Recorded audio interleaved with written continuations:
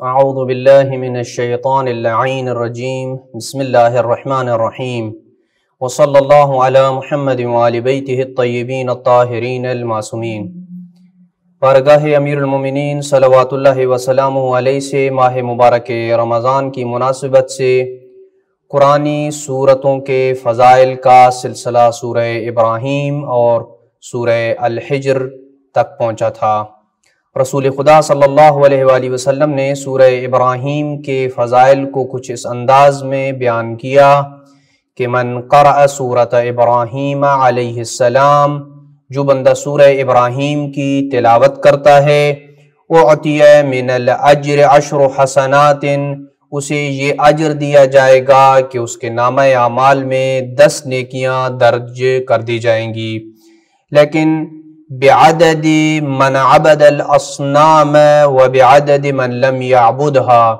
یہ جو 10 نیکیاں اس کے نامہ اعمال میں درج کی جائیں گی، ان کی تعداد ان لوگوں کے برابر ہوگی کہ جنہوں نے بتوں کی پوجا کی اور جنہوں نے بتوں کی پوجا نہیں کی، ان کی تعداد کے برابر اس بندے کے نامہ اعمال میں 10 نیکیاں لکھ دی جائیں گی۔ اسی طریقے سے سورہ ابراہیم کے فضائل کو بیان کرتے ہوئے امام جعفر صادق علیہ السلام فرماتے ہیں، من قرأ سورۃ ابراہیم والحجر فی کل رکعتین جمیعا فی کل جمعۃ،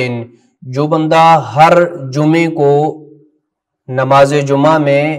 پہلی اور دوسری رکعت میں سورہ ابراہیم اور حجر کی تلاوت کرتا ہے، لم یصبہ فقر ابدا، اسے کبھی فقر و فاقہ کا سامنا کرنا نہیں پڑے گا، وہ کبھی فقیر نہیں ہوگا، تنگ دست نہیں ہوگا، ولا جنون، اور نہ ہی کبھی وہ پاگل پن کا شکار ہوگا، ولا بلوا، اور نہ ہی اسے کسی مصیبت اور آزمائش کا سامنا کرنا پڑے گا۔ جو شخص سورہ ابراہیم اور سورہ حجر کی تلاوت کرتا ہے۔ اسی طریقے سے سورہ حجر کے فضائل میں رسول خدا صلی اللہ علیہ وآلہ وسلم کا ارشاد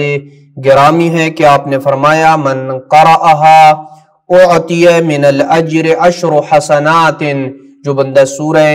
حجر کی تلاوت کرے گا اسے 10 نیکیاں دی جائیں گی، اس کے نامہ اعمال میں 10 نیکیوں کو درج کر دیا جائے گا،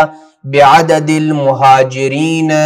والانصار والمستہزئین، مہاجرین، انصار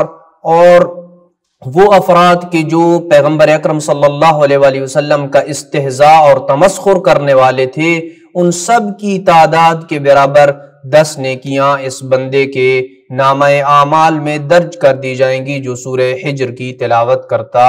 رہے گا۔ دعا ہے کہ خداوند عالم کی ذات ہمیں سورہ ابراہیم اور سورہ حجر کی برکات کو